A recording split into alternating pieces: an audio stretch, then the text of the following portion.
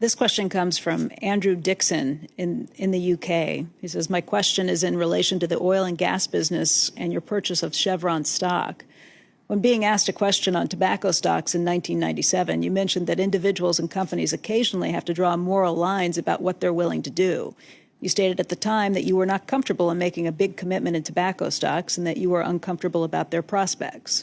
Charlie has also referenced passing up on a private tobacco deal that you both knew was a cinch, yet you both have no regrets in saying no to the transaction.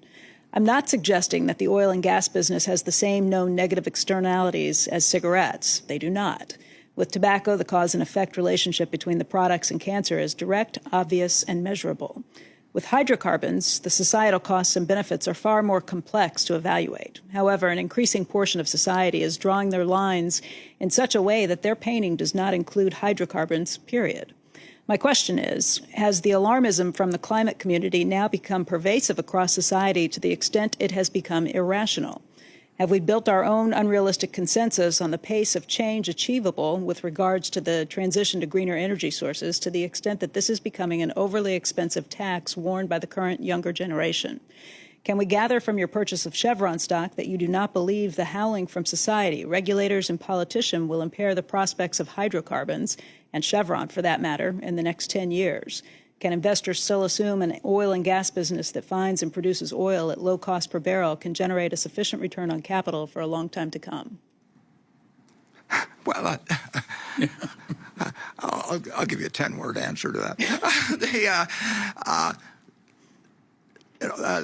I can't remember all the questions that were there, but I would say that people that are on the extremes of both sides are a little nuts. I would hate to have all hydrocarbons banned in 3 years, or you wouldn't want a world, it wouldn't work. And on the other hand, what's happening will be adapted to over time, just as we've adapted to all kinds of things. I do not think, I'm interested in that quote from 1997, because we've talked about this before. We have no problem owning Costco or Walmart, and a substantial number of their stores, and they sell cigarettes. It's a big item. It's something that brings people in. They know the price of cigarettes, and they put them up front. And so we don't. It's a very tough situation. We made that decision a long time ago when we went to Memphis, and we looked at a business that was a very, very good business, and it was much less harmful, at least from everything I could find out. It was much less harmful than smoking tobacco, chewing tobacco was. And these were decent people, and they were running a legal business, and they all chewed tobacco themselves. So they told me that their mother was 100 and chewing tobacco and all these things. But Charlie and I did go down in the lobby of that hotel, and we just said to ourselves, this is probably the best business we've ever seen.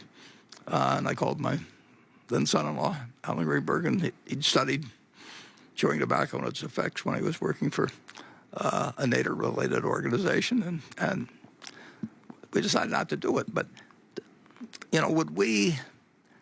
I used to see ads in our paper from financial companies where I knew they were terrible. And it's a very tough thing to decide whether you get in or out of a business. And it's a very tough time to decide what companies benefit society more than others. I mean, I don't know whether.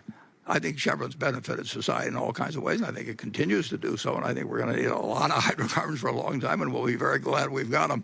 But I do think that the world's moving away from them, too, and that could change. I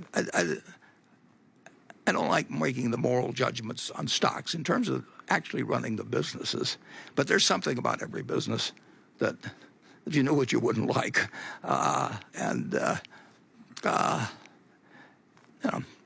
Meat packers or anything. Have you ever gone through a meat packing?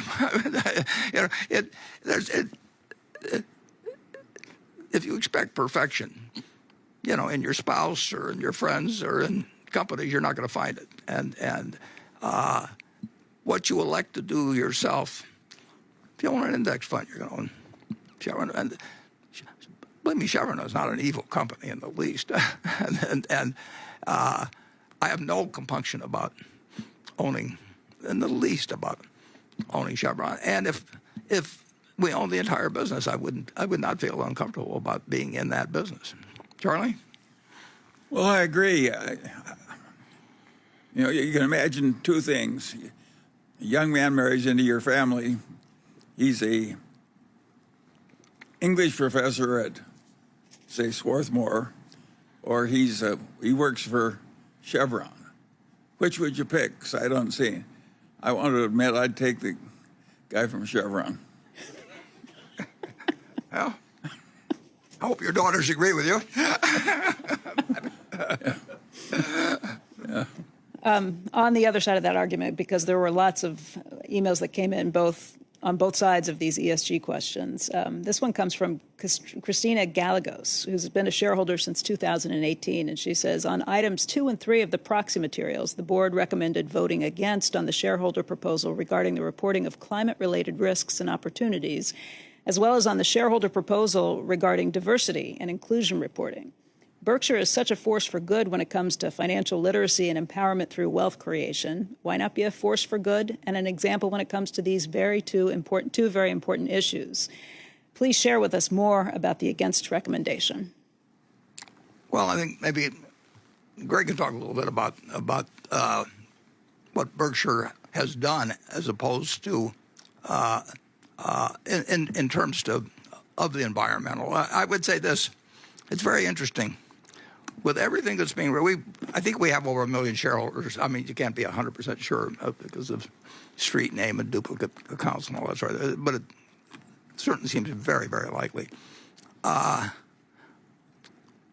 had, and I get the letters that are written to me. I don't think I've had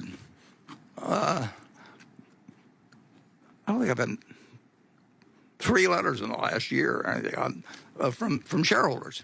Now I have them, and our vote on this, as you'll see later, is that overwhelmingly the people that bought Berkshire with their own money voted against those propositions. Most of the votes for it came from people who've never put a dime of their own money into Berkshire, and so they and I don't think they've read our annual reports, and I don't think they've read the reports of Berkshire Hathaway Energy, and I don't think they know.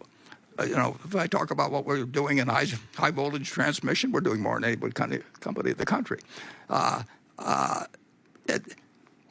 president talked about what the government's going to do and how important it is, and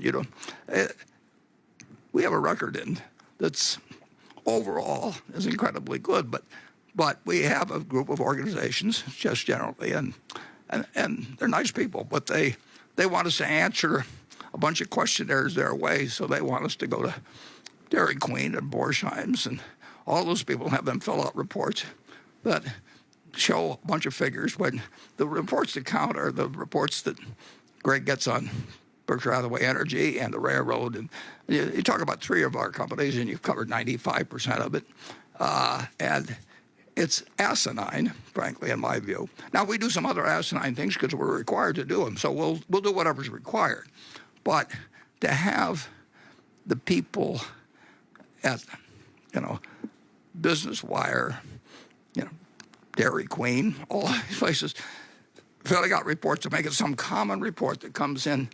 We don't do that stuff at Berkshire. We've got, during the pandemic, we probably have about 12 people that come into headquarters, and we've got 360,000 people working in a company that all kinds of diverse activities, and it's built. I don't want to get into the whole thing. It's built on autonomy, and I am probably the only CEO of an S&P 500 company that does not get a consolidated income statement every month. I mean, every other company, I'll bet in the S&P 500, prints out the earnings they had at the end, from February and March, and the CEO gets, and a whole bunch of other people get it. I don't get it. I don't need it. And I could put 60 or 70 companies in a whole lot of trouble and everything, and they'd hand me something, and I know the answer to it already, and it doesn't make any difference. I mean, they've got the money they need. So we don't do things just because we've got a department of this or a department of that, and we don't want to set up a lot of departments like that. And what's important is what we're doing in the, well, primarily at Berkshire Hathaway Energy and the railroad. I mean, that's, I'll let Greg tell you about that in just 1 second. But Warren, I don't think we know the answer to all these questions about global warming and so forth. And the people who ask the questions think they know the answers. We're just more modest.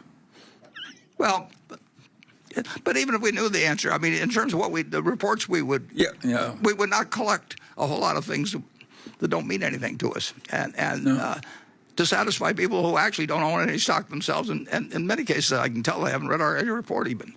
Your thoughts below. Also, if you did find value in this video, feel free to give it a big thumbs up. That helps out tremendously with the channel.